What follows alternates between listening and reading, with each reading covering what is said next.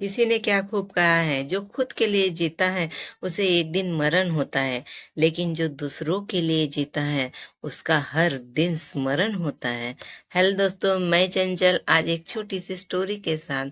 आज की स्टोरी है उस गरीब पिता की और उसकी बेटी की, जो अपने बेटी को एक बड़े से होटल में खाने के लिए लेके आता है, उसको पार्टी देने के लिए लेके आता है, जो उसके शहर में बड़ा सा होटल था। वहाँ बड़े ही फटे पुराने कपड़े पहने हुए थे और उसके बेटी ने स्कूल का ड्रेस पहना हुआ था, क्योंकि उसने अपने बेटी को डायरेक्टली स्कूल से उसे पार्टी देने के लिए होटल पे लाया हुआ था।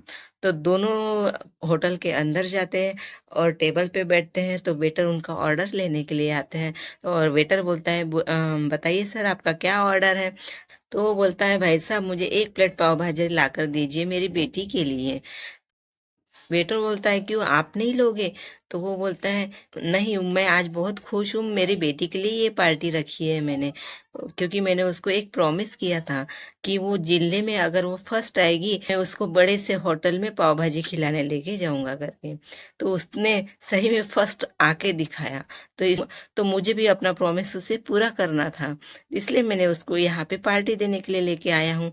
तो वो बात सुनकर वेटर सोच में पड़ जाता है और वहां से चले जाता है अपने मालिक के पास, और उस मालिक को बोलता है, सर सर एक रिक्वेस्ट है, यहाँ पे जो व्यक्ति बैठा है वो शायद गरीब है, वो अपने बेटे को पाव भाजी खिलाने के लिए यहाँ पे लेके आए हैं ताकि वो सेलिब्रेट कर सके, क्योंकि वो पूरे जिले में फर्स्ट आई है, इसलिए वो सेलिब्रेट करने आया है, लेकिन उसके पास पैसे नहीं है।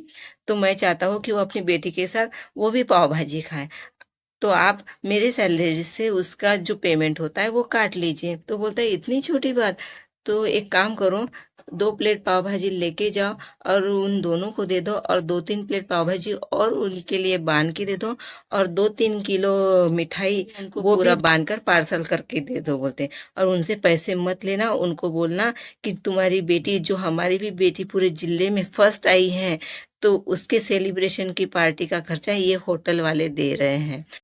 तो वेटर वहां से बड़ा ही खुश होकर निकलता है और सोचता है कि मेरे मालिक कितने दयावान हैं, और वो उस व्यक्ति के पास जाता है पाव भाजी लेके और उन्हें बोलता है, लीजिए सर आपकी पाव भाजी। तो फिर वो गरीब व्यक्ति बोलता है, मुझे तो सिर्फ एक ही प्लेट पाव भाजी मंगाई थी मैंने, मुझे एक ही प्लेट चाहिए।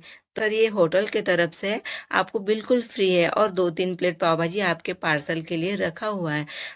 हमारे मालिक ने हमें बोला है, हमारी भी बेटी है, पूरे जिले में अव्वल आई है, इसका जो भी सेलिब्रेशन का खर्चा है ये होटल देगा करके। इतने खुश हो जाते हैं।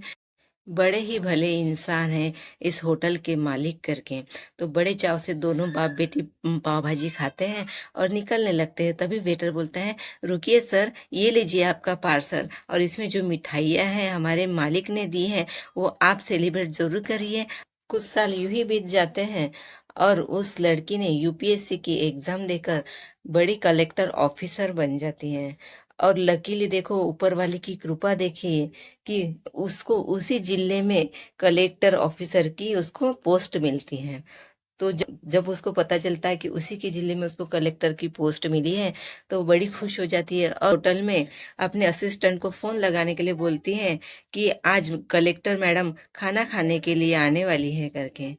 तो जब उस होटल के मालिक को पता चलता है इस जिले की बड़ी कलेक्टर मैडम खाना खाने के लिए आने वाली है, तो होटल का मालिक दौड़ दौड़ कर आता है और पूरे होटल को सजाता है और अच्छे से उनकी खातिरदारी करने के लिए हर इंतजाम करता है।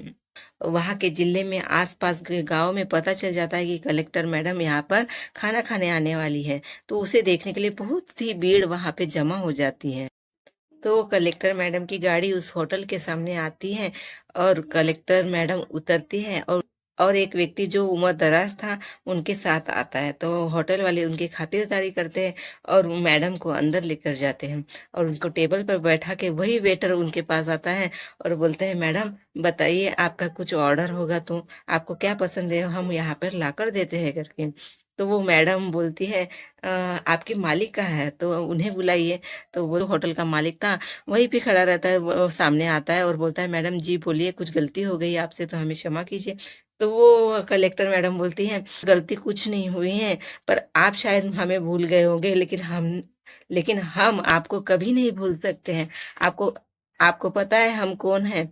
तो कुछ सालों पहले जब मैं 10वीं में फर्स्ट इस जिले में आई थी, तो इस होटल ने ही मेरा वो सेलिब्रेशन पूरा किया था। उसका खर्चा पूरा आपके होटल ने दिया था और मेरा सेलिब्रेशन धूमधाम से मनाया था।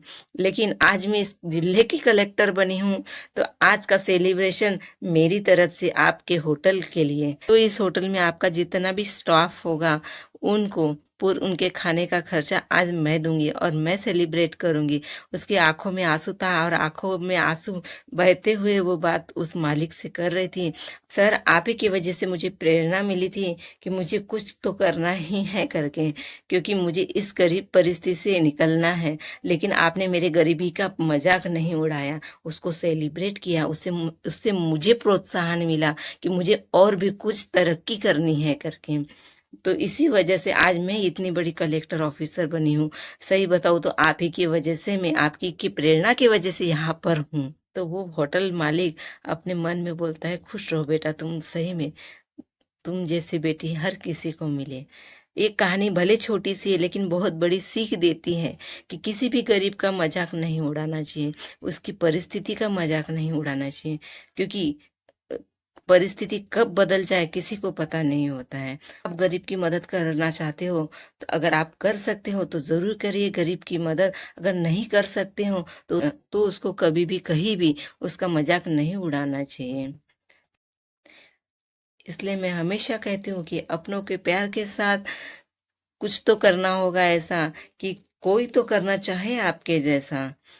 फिर मिलते हैं नेक्स्ट स्टोरी के साथ, और जुड़े रहिए मुझसे चंचल की स्टोरी के साथ। तब तक के लिए bye bye. Thank you for watching.